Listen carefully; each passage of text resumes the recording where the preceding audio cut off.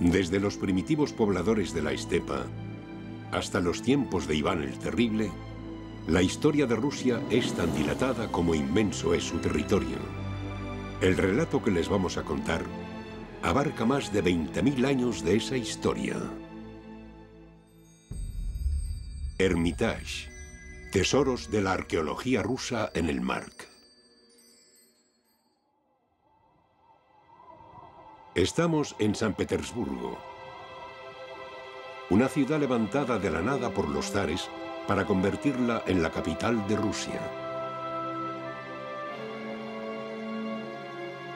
Como ciudad de nueva planta, destinada a contener los mecanismos del poder, la vida de la población giraba en torno al Palacio de Invierno.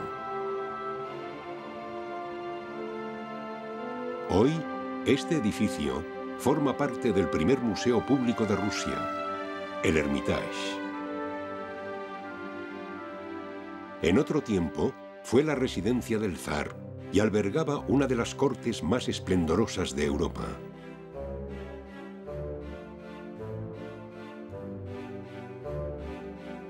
Aparte de las pinturas y las galerías de Rafael, mi museo incluye 38.000 libros,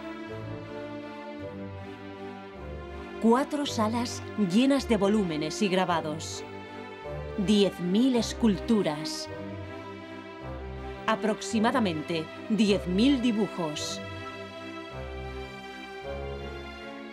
y una colección de ciencias naturales que llena 2 grandes salas. Catalina era una emperatriz ilustrada. Sus colecciones privadas formaron el embrión de cuanto se expone hoy en el Museo del Hermitage. En la actualidad, el museo recoge más de 3 millones de piezas que van desde la prehistoria hasta el arte moderno. De hecho, se trata de una de las mayores pinacotecas del mundo. Podemos decir que el Hermitage se ha convertido en parte inseparable de la imagen de Rusia.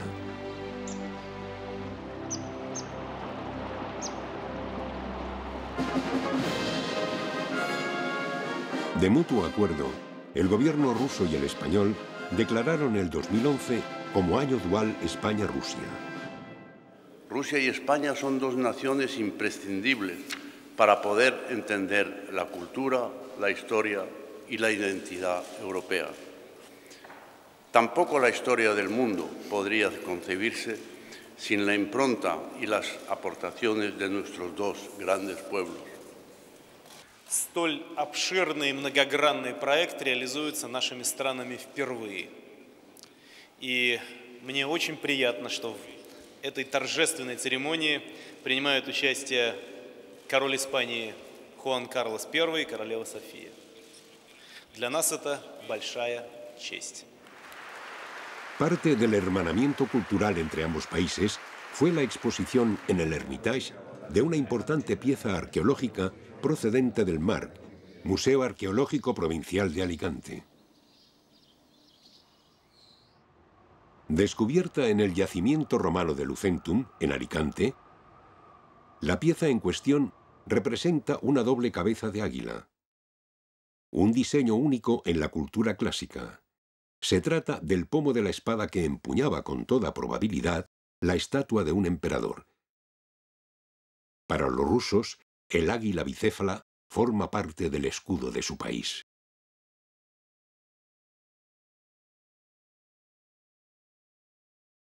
Por su parte, el Mark acoge una de las más completas exposiciones arqueológicas procedentes del Hermitage. Las piezas que la componen invitan a emprender un recorrido por la génesis histórica de Rusia.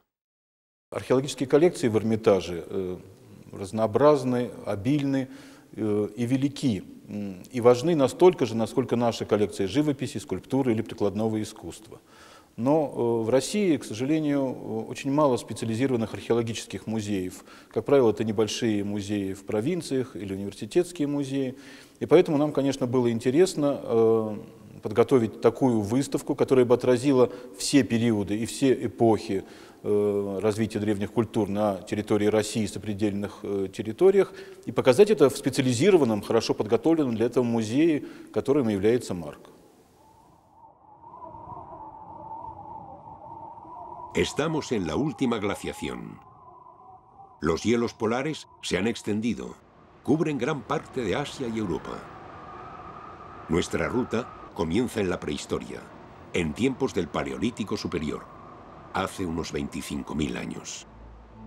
Mucho tiempo antes de ese momento, la humanidad había abandonado su hogar en África. Desde allí se había esparcido por el mundo. El territorio de la Rusia que hoy conocemos era una encrucijada de paso en el camino hacia Europa y el centro de Asia. Esta condición de frontera entre dos continentes iba a marcar toda la historia rusa.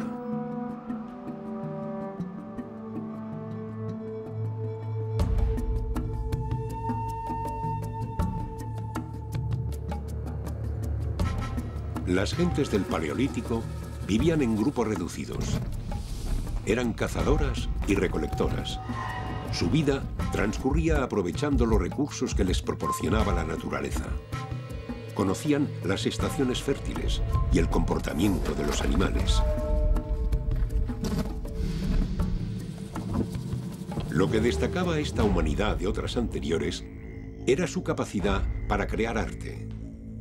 Dejaron huellas de su creatividad por todo el continente europeo. A veces empleaban las paredes de cuevas y abrigos rocosos. En el yacimiento siberiano de Malta, cerca del lago Baikal, se encontraron varias figuras que podían transportarse sin dificultad. Un arte mueble de cuidada elaboración. En las salas del Museo del Hermitage se recogen destacados ejemplares de esta clase de arte. Piezas labradas en hueso, marfil o cuerno. Muchas representando animales propios del último período glaciar, como el mamut. Algunas piezas pudieron emplearse como adorno.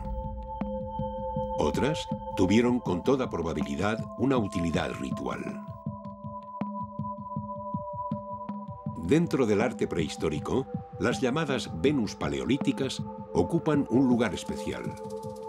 En el yacimiento de Kostenki, los arqueólogos sacaron a la luz varios ejemplos de esta clase de figuras. La Venus de Kostenki representa a una mujer de formas voluptuosas, como un ama de cría. Sujeta sus pechos con un adorno bastante parecido a un sostén. Esta estatuilla pudo reflejar el deseo de maternidad y supervivencia de una humanidad donde la mortalidad infantil era alta, y muchas mujeres no sobrevivían al parto. Aunque difieren en su aspecto, tanto la Venus de Kostenki como esta, descubierta en el yacimiento siberiano de Malta, nos ofrecen la imagen primitiva de una gran madre, una entidad garante de vida y fecundidad. Del mismo modo, muchos de los petroglifos del lago Onega, al noroeste de Rusia, pudieron tener un simbolismo, en este caso lunar o solar. Más de 20 kilómetros de costa aparecen grabados con centenares de estos diseños. Estos petroglifos son de época neolítica. El Neolítico comenzó tras el final de la última glaciación. Los hielos se habían retirado. Hace 8.000 años, los objetos que elaboraba el ser humano se volvieron más complejos. Nacieron los primeros poblados. Se desarrolló la alfarería.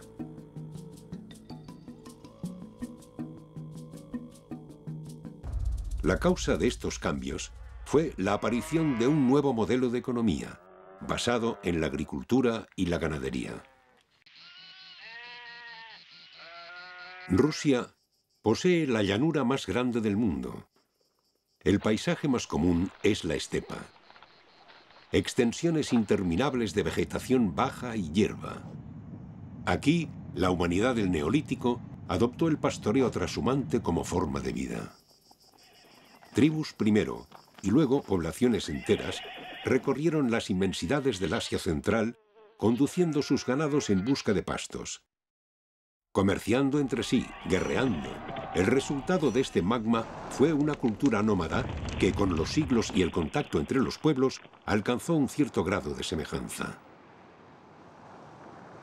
Cerca del mar de Aral encontramos el tesoro de Maikop. Piezas como las que contemplamos fueron sepultadas en las tumbas de los caudillos tribales. Sus sepulcros se esparcen por toda la estepa y siempre presentan la forma de un túmulo. Son los llamados курган. Курган – это сложные архитектурные сооружения, которое строилось в древности из камня, из земли, иногда даже с деревянными конструкциями.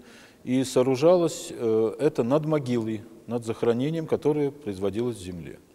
То есть курган – это часть погребального комплекса, часть могилы того или иного человека. Иногда в готовый курган совершали захоронения люди последующих эпох. И таким образом курган мог содержать в себе десятки, а иногда и многие десятки погребений от самой ранней эпохи бронзы до эпохи Средневековья. Gran parte de lo que sabemos del pueblo escita se descubrió en las tumbas de sus reyes.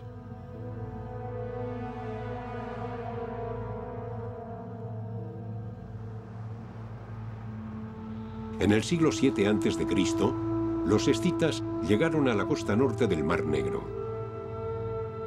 Procedían de Asia Central y viajaban con todas sus propiedades y familias. Los escitas fueron el primer pueblo nómada de importancia que invadió el sur de Rusia. Allí fundaron el reino de Escitia. Los escitas conocían la cría de caballos, eran cazadores y pastores en constante movimiento, grandes jinetes y temibles arqueros. Sus tribus actuaban como verdaderos ejércitos con los que devastaron amplias zonas de Asia. El escita bebe luego la sangre al primer enemigo que derriba. Y a cuantos mata en las refriegas y batallas les corta la cabeza y la presenta después a su soberano. Infeliz del que ninguna cabeza presenta, pues no le cabe parte alguna en el botín, del que solo participa el que las traiga. El historiador Heródoto era griego, y para los antiguos griegos, todo aquel que no hablara su lengua era un bárbaro.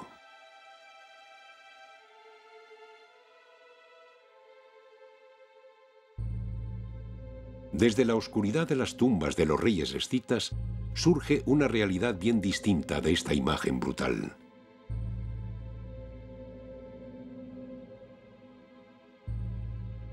Este peine de oro, enterrado junto a un monarca, da fe del gusto escita por el arte. Un arte refinado que encontró su máxima expresión en el trabajo del bronce y los metales preciosos. Las joyas escitas recogen motivos propios de la vida nómada en la estepa, pero sobre todo representan animales, como el ciervo de gran cornamenta, objetos que trataban de atrapar la esencia de la bestia cuya protección mágica se buscaba.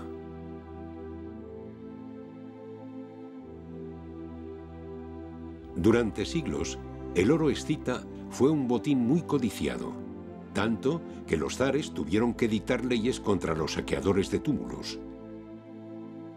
Sin embargo, muchas de las obras recuperadas de estas tumbas reales no son del todo escitas. La figura de este jinete, por ejemplo, lleva un casco griego, no escita. Casi al mismo tiempo que llegaban los escitas, lo hacían también los griegos. La ciudad griega de Mileto fundó varias colonias en la costa del Mar Negro. Su objetivo era explotar los recursos minerales y agrícolas de la región, monopolizar el hierro y el comercio de los cereales.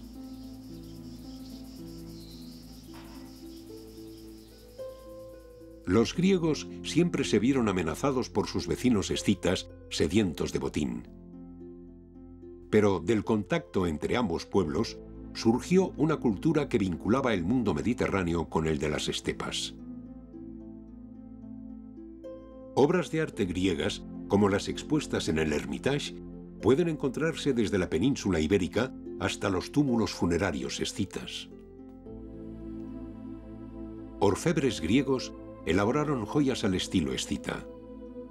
A raíz de su contacto con los griegos, los escitas comenzaron a abandonar sus costumbres nómadas. Empezaron a practicar la agricultura.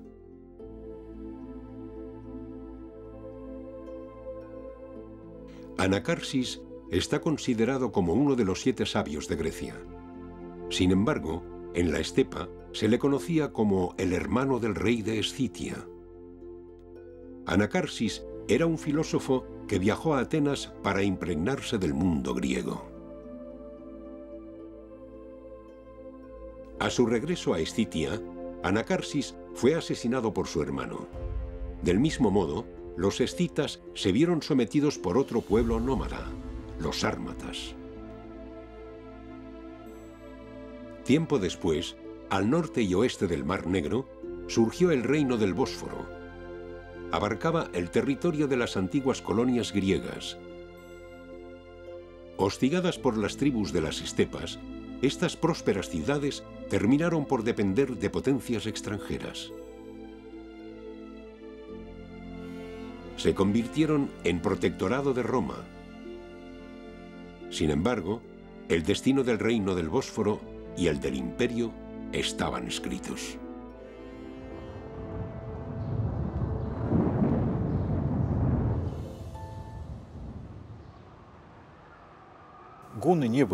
Появление гуннов не было той причиной, которая привела к разрушению Боспорского царства. Хотя во время нашествия гуннов в конце IV века Боспорское царство, конечно, пострадало. Но в конце V века оно просто потеряло свою независимость, попало в сферу влияния Византийской империи и получило статус федерата. Вот. Но в конце VII века, на рубеже VII-VIII веков, Боспорское царство исчезло окончательно под ударами хазаров. La siguiente oleada de invasiones que sacudiría a Europa iba a ser la de los hombres del norte. El monje Néstor, autor de la primera crónica rusa, nos da cuenta de su impacto sobre los eslavos. No hubo ley entre los eslavos, y cada tribu se levantó contra cada tribu.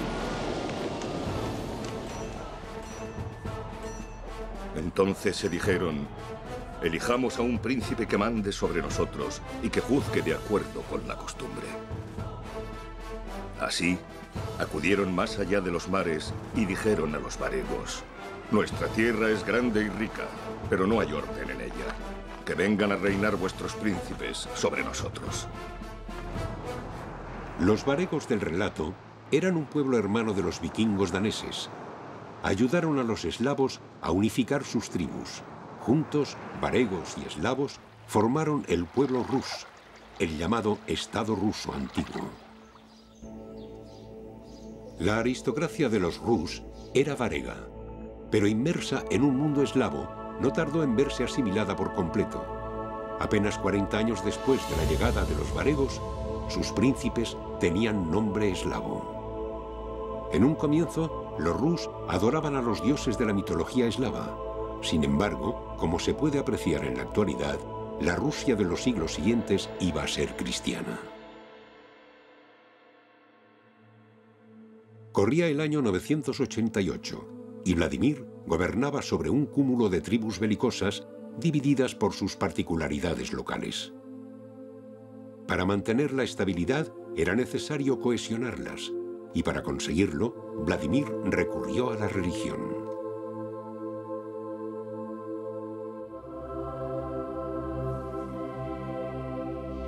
La conversión de sus dominios al cristianismo ortodoxo ofrecía además otras ventajas. Sirvió para estrechar lazos con Bizancio, el gran imperio ortodoxo de la época. Poco antes de ordenar la conversión de su pueblo, Vladimir había celebrado un matrimonio de Estado con la hermana del emperador.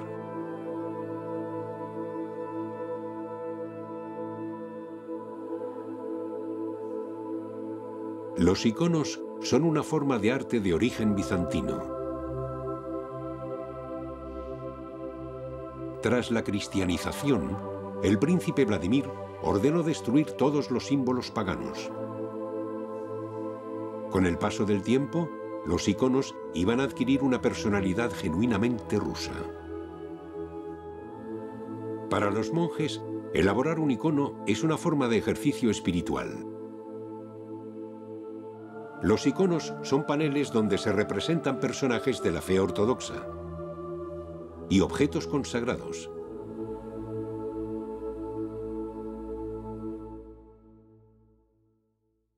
A lo largo de 2 siglos, hubo 83 guerras civiles. Dentro de la antigua Rusia, cobraron fuerza demasiados principados independientes. En el año 1240, una nueva invasión originada en Oriente, esta vez mongola, arrasó la ciudad de Kiev. Dirigidos por un nieto de Genghis Khan, los mongoles fundaron el estado de la Horda de Oro. Sus dominios se extendían de los ríos Dnieper y Volga hasta el Asia Central. Desde allí sometieron a los príncipes rusos a vasallaje. La localidad de Moscú iba a ser empleada como centro de recaudación de tributos.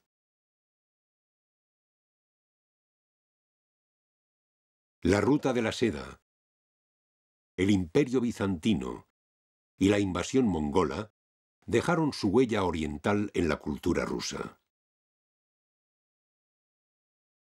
Moscú prosperó hasta convertirse en la capital de un gran ducado. Encabezó una lucha victoriosa contra el dominio mongol, y durante el proceso consiguió la hegemonía sobre el resto de principados. La ciudad de Moscú se convirtió en la tercera Roma, la sede de la Iglesia Ortodoxa rusa. Los duques moscovitas se proclamaron príncipes de toda Rusia. En el siglo XVI, Iván IV el Terrible, a cuyo palacio perteneció este suelo, fue el primero de ellos en ser coronado zar. La palabra rusa zar proviene del latín Caesar, César para nosotros. Iván sometió a la nobleza, fortaleció el Estado y estableció los fundamentos de una nueva Rusia, un imperio unido bajo el zar y la Iglesia.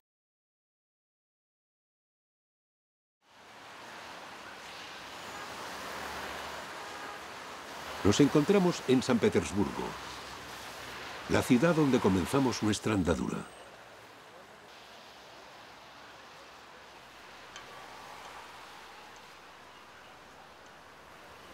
También donde el Museo del Hermitage custodia las piezas arqueológicas que hemos visto. A través de ellas hemos descubierto los pueblos que han contribuido a la formación de Rusia.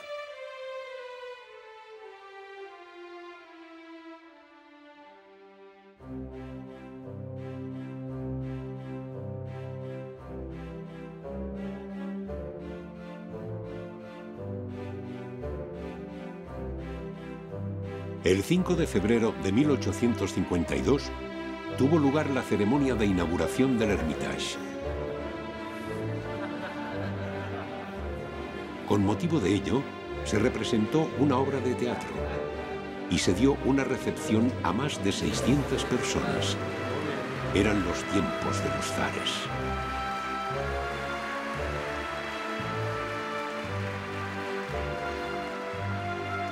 Lo fastuoso de aquella celebración carece de relevancia.